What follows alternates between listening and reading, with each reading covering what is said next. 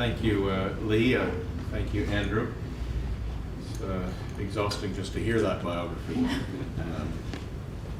I'm happy to be in Sydney again. Actually, I've been coming here for a long time, doing scenario work of different sorts. I think almost 20 years ago with Oliver Freeman. Nice to see you again, and more recently with Robbie McPherson and colleagues at UNSW. So I'm very happy to be back. As Andrew said, I've spent the past 20 years working on solving tough problems. I've worked on climate change, on food security, healthcare, illegal drugs, child malnutrition, social exclusion, violent conflict. And I've done that in my native country of Canada, the US, Central and South America, Europe, Africa, Asia, and a bit in Australia. The main advantage of doing one thing over and over for 20 years is that you have lots of opportunity for trial and lots of opportunity for error, and therefore lots of opportunity for learning. And one of the important things I've learned is that those of us who are trying to solve tough social and economic and environmental problems often find ourselves stuck. And I think I understand why we so often find ourselves stuck. And it's a three-part reason. Firstly, we can't solve the problems we're trying to solve within our current context. These contexts are too unstable or unsustainable or unacceptable. And so we need to transform our contexts. At the same time, we cannot transform our contexts on our own or working only with our friends and colleagues. These contexts are too complex to be grasped or shifted by any one individual or organization or sector. And so we need to engage not only with friends and colleagues, but also with strangers and opponents. And the third part of the reason why we so often find ourselves stuck is the people whom we need to engage to be able to transform our contexts do not agree, do not understand or agree with or trust one another. And so we need to find a way to work together across very deep divides. My observation is that these days we increasingly often find ourselves in such frustratingly complex and polarized and stuck situations. So the main question I've been asking myself over these past 20 years is, when we find ourselves in such stuck situations, how can we get unstuck and move forward? And one of the answers that I have discovered is when we find ourselves in such stuck situations, we can get unstuck and move forward by employing this approach, this methodology that I've called Transformative Scenario Planning. It involves scenarios in the sense of constructing stories about what might happen in the world around us. What might happen, not what should happen, not our vision or our proposal, not what will happen, not a forecast, but stories about what might happen. I use the word planning not in the sense of making a plan and executing it, but in the sense of a systematic exploration of the future and what it means for what we need to do now. And I use the word transformative scenario planning, because I'm talking about constructing these stories not simply as a way to understand and adapt to what might happen, but as a way of transforming what might happen and affecting that transformation in the world through transforming our own thoughts and relationships and actions. Let me explain this answer by telling you a story. I started off doing doing scenario work at Shell, the oil company in London, in 1988. I was head of the global group, the Global Social, Political, Economic Scenario Group at Shell, and our job was to construct stories about what might happen in the world outside Shell as a way of helping Shell executives understand and adapt to the world around them that they could not predict and could not control. In 1991, when I was still at Shell, we received an invitation to provide methodological advice to a team in South Africa that wanted to use the Shell scenario methodology. 1 year before, in 1990, Nelson Mandela had been released from his 27 years in prison, but the first democratic elections were not until 1994, and it was a group in 1991 that wanted to try to understand what might happen in South Africa and what could they do to affect or to help affect a peaceful transition. And they wanted somebody from Shell to provide methodological advice to this team. And as I was the youngest and most expendable member of the team, I was dispatched.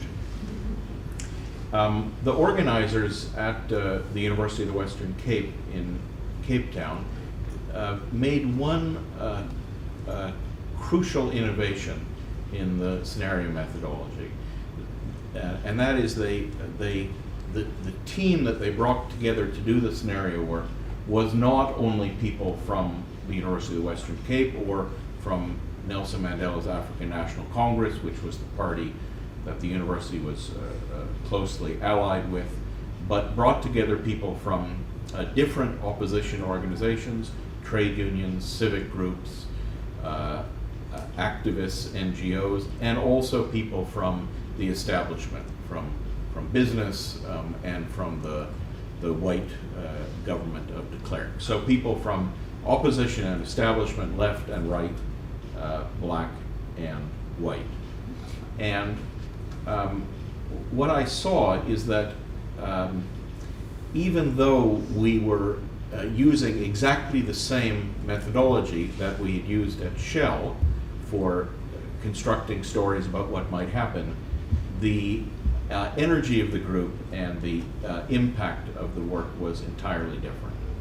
And I tell the story in some detail in the book, but this act of such a heterogeneous group of leaders from across the whole of the South African system talking about what could happen ended up having a significant impact on what did happen, and particularly in the area of the economic policy and the economic success of the new democratic government.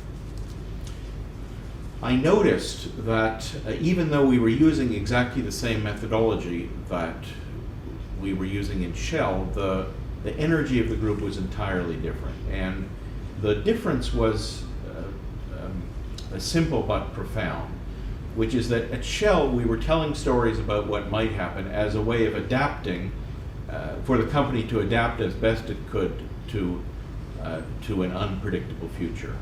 The South Africans were telling stories of what might happen, not in order to adapt, but in order to influence and transform the future. And I found this just to be a stunning experience and a stunning insight. I didn't understand well how to do it or how it worked, but I could see that there was something worth pursuing here. Something worth pursuing in that line of work of bringing people together from across the system to work together to transform it, something to pursue in the whole extraordinary process of transition in South Africa, which I was able to, on which I was able to have a front row seat, and also something interest to pursue in the woman who was the organizer of the project. So by the end of the project, I had resigned from Shell and emigrated from London to Cape Town and married the organizer of the project. Altogether a successful project. So that's a preface to the story I wanted to tell you, which is a few years later, after I'd moved to South Africa, in 1996, I was invited to come to the South American country of Colombia. And I had never been there before. I realized it immediately. It was and is an extraordinary country. In Latin America, the longest history, essentially unbroken history of democracy, a very energetic entrepreneurial spirit, in both the business and the social sector, a vibrant culture, and at the same time a long history of violence. 2 civil wars in the last 100 years, a long and complicated series of conflicts among the military and criminal gangs and left-wing guerrillas and right-wing paramilitaries and narco-traffickers. Colombia is the only country I know where there's an academic discipline called violentology. And in fact, I recall that at Shell, when we were discussing scenarios of a country that was unable to move forward because of internal conflicts, we talked about scenarios of Colombianization. I was invited to come to Colombia by 2 young professionals, a young businessman and philanthropist named Manuel Jose Carvajal, and a young journalist and politician named Juan Manuel Santos. And they saw the situation in their country as unsustainable and unacceptable, and wanted to do something to try to transform that situation. I went initially, simply to come to a meeting that they had convened and to present the Montfleur experience. It was quite a big meeting. It was in the Montserrat Abbey, just in the hills outside Bogota. It was quite a big meeting.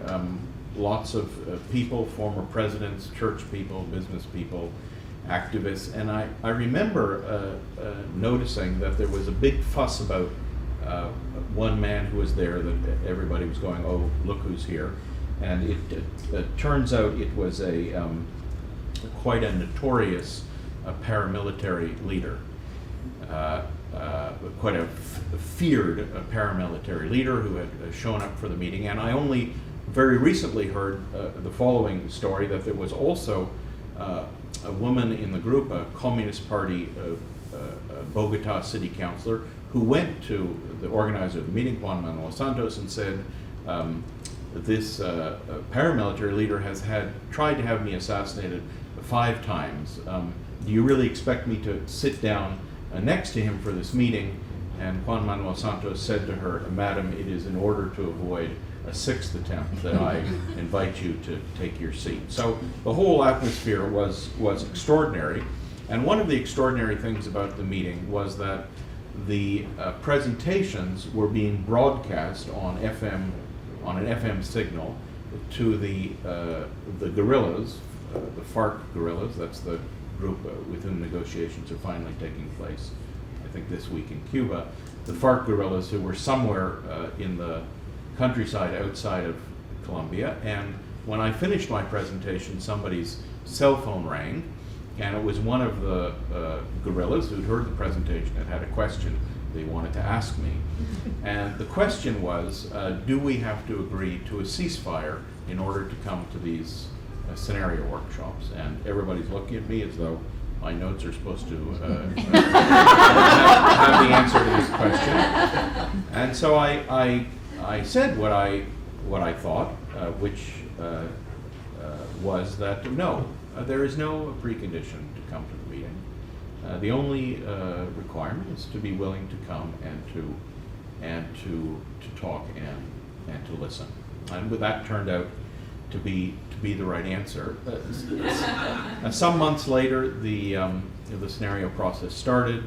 A group was convened, which included people from across the political spectrum, cabinet ministers and business people and NGO leaders and peasants and trade unionists, and also people from the paramilitary and from the two guerrilla groups, the FARC and ELN.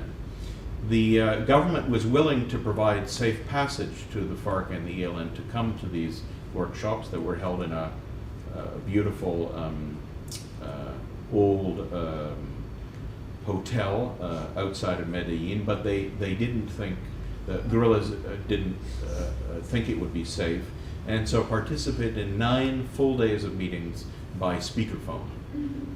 And it was extraordinary. I remember that we had the speakerphone set up in the meeting room, and initially when we would break to go for coffee, the participants who were in the room would walk out but make this big detour around the speakerphones, because to talk to the guerrillas was for many of them a terrifying experience. And somebody said to me in one of the breaks, look, Adam, this is really frightening for us to engage directly in conversation with these people with whom there is a war. And so when the meeting started again, I reported this comment. I said, somebody said to me that they're frightened to speak frankly. And one of the men on the telephone, whose name is Francisco Galan, made what I thought was a powerful observation. He said, why are you surprised that people are frightened? People everywhere in Colombia are frightened, and what you're experiencing in that room is a microcosm of the system as a whole. So this idea that at least to some extent the dynamics in the macrocosm could be observed in the microcosm was very powerful. The group eventually agreed ground rules for working together, and in fact, if you look at the report of this team, Destino Colombia, you'll see that I remember there was as much pride about the ground rules and the extraordinary safe space they had created as there was about the scenarios that they produced.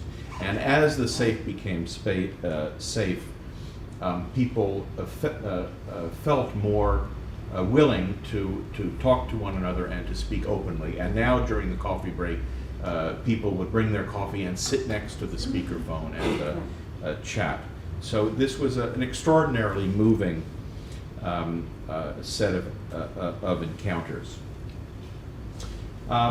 In 1997, about a year after I first arrived, the team published a set of 4 scenarios about what could happen in Colombia. 3 ways out of the stuckness and violence, and 1 not. The first scenario about remaining stuck and in conflict was called Tomorrow Will Come and We'll See. And the second scenario, which was a scenario of a negotiated compromise between the government and the guerrillas and the paramilitary, was called A Bird in the Hand is Worth 2 in the Bush. The third scenario was a scenario about what would happen if such a compromise failed and the population, exasperated and terrified of continuing conflict, elected a government which tried to solve the problem militarily. That third scenario was called Everybody March. And the fourth scenario, which the group really couldn't see clearly, a scenario of a gradual bottom-up coming together of coalitions to address the structural basis for the conflict, was called Unity Makes Strength. They had these scenarios, they disseminated them on a mass scale. There was an insert in every major newspaper in the country. There was a film about it shown on every television station.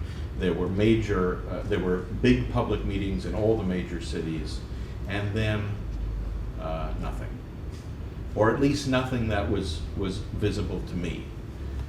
It seemed that it had been like water in the sand, and there was a report written for the United Nations about the project, and the title of the report was "A Treasure Still to be Revealed." So I was disappointed with that outcome, but my interpretation is sometimes you do something that makes a difference, and sometimes you don't, and that in trying to solve tough problems, there's no sure bets.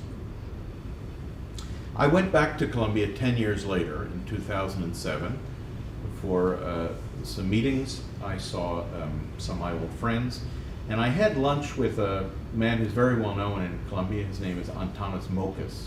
He was twice the mayor of Bogota, completely rejuvenated the city, was a presidential candidate, is a leading public intellectual, somebody who's really brilliant on the politics and culture and processes in Colombia. And he said something to me at lunch that I found very confusing. He said, "Adam, I don't know if you know that in Colombia, the first three scenarios have unfolded exactly as your team wrote them. We had tomorrow will come and we'll see, and then there was the negotiation with the FARC and the ELN. We had a bird in the hand is worth two in the bush. That didn't work. We elected a strongman, Uribe, who is implementing the everybody march scenario." But my question, he said, is I read the text of the scenarios very carefully, and you don't explain. There seems to be a missing paragraph about how to get from scenario 3 to scenario 4. And I was genuinely befuddled by this question. I said, "Antanas, I mean, these are just scenarios. They're just stories about what could happen. They weren't predictions." But he said, no, I'm serious. We need now we've done 1, 2, 3, we need to get to 4. And so I really didn't know what to make of that. I went back to Columbia again this year, in February of this year. The young politician who had convened the first meeting in 1996, Juan Manuel Santos, is now president of Colombia, and he was kind enough to write the foreword to the Spanish edition of my previous book, Power and Love, and he agreed to launch Power and Love at the Presidential Palace, and he gave a talk. And it was an extraordinary talk, and essentially he made the same point that Mokas had made, and reviewed the whole history of Colombia between 1996 and 2012 as an unfolding of these 4 stories, and also made a link between what he understood to have happened in the country and his own political project, as it were. And he said, in this speech, he said, "It is good to know that the best scenario we imagined 16 years ago is beginning to be realized." So I was delighted, surprised and delighted. I came back a few weeks later. I was in New York City, and I told this story about about Santos's speech to a longtime colleague, Betty Sue Flowers. Some of you may know her name. She's done a lot of scenario work, but the way she became well known in the United States is she was the editorial director of an important documentary about the life of Joseph Campbell, this set of television series called The Power of Myth. So she's thought a lot about the power of myth, not myth in the sense of things that aren't true, but myths in the sense of the stories we tell ourselves about what's going on. And she said to me about the Santos speech, she said, "Myths give us courage. If it is true in the story, then we can make it happen." Finally, I met in Bogota the guerrilla who had been on the phone and who had made that remark about everybody being frightened. Francisco Galan. He had since come out of prison and was working as a peace activist, grassroots level and top negotiations. And I found him to be an extraordinary person who seemed to know something about the world. And he said two things to me that really crystallized this story. He said, "I have learned that it is more difficult to make peace than to make war." And he also said, "If we keep repeating the same stories about our country, then we will keep doing the same things which do not work. But we are addicted to this repetition. We need to get fed up with these same stories. We need new stories." So this then is what I learned from that long Columbia story, that new stories can generate new realities, and that telling new stories can enable us to get unstuck and to move forward. Okay, so that was how I got started in this in the 90s, and with my colleagues in Rios have gone on to work with this methodology in Canada, in Guatemala, in Argentina, in Zimbabwe, now in Thailand, sometimes successfully, sometimes not. And I think we've learned something about what in using scenario planning works and what doesn't work for getting unstuck and for moving forward. On the one hand, what we've learned is that the transformative scenario planning methodology is very simple. It consists, or it can be understood as 5 relatively straightforward steps. Step 1, convene a team from across the whole system. Step 2, observe what is happening. Step 3, construct stories about what could happen. Step 4, discover what can and must be done. And step 5, act to transform the system. And in doing those 5 steps, to create new understandings and new relationships and new intentions and new actions. On the other hand, I've also learned that transformative scenario planning methodology, although it is simple, is not easy. And it's not easy in 3 ways. Firstly, you're working not just to implement something, but to discover something. We're talking here about situations where not only is the solution unclear, but the problem is unclear. And this requires a process of discovery. André Gide said, "One does not discover new lands without consenting to lose sight of the shore for a very long time." So this whole idea of getting unstuck, or getting unstuck by pausing, of moving forward by stepping back, this requires a discovery and an emergence which is not predictable and not controllable and not comfortable. And so for those people, including me, who want to know and to be in control and within our comfort zone, this work is not easy. The second way it's not easy is it requires us to work not only with friends and colleagues, but also with strangers and opponents. We're talking about situations where it's not possible to make progress on our own. And therefore, differences and strong feelings and real conflict is absolutely guaranteed. And for those people, including me, who want things to be agreeable and rational and polite, this is really not easy. And the third and most fundamental way in which this is not easy is we're working not simply to adapt to what might happen, but to transform it. We're talking about working on situations that we see to be unstable, unsustainable, and unacceptable, where we don't have the choice of carrying on as we have, or of adapting, or of fleeing the situation. And so this famous quote from Reinhold Niebuhr really applies, where he said, "Lord, grant me the serenity to accept the things I cannot change, the courage to change the things I can, and the wisdom to know the difference." That what is required is the courage to try to effect change, the commitment to try to effect change. And this old quip about commitment, that in a ham omelet, the difference between the chicken and the pig is the chicken is involved, but the pig is committed.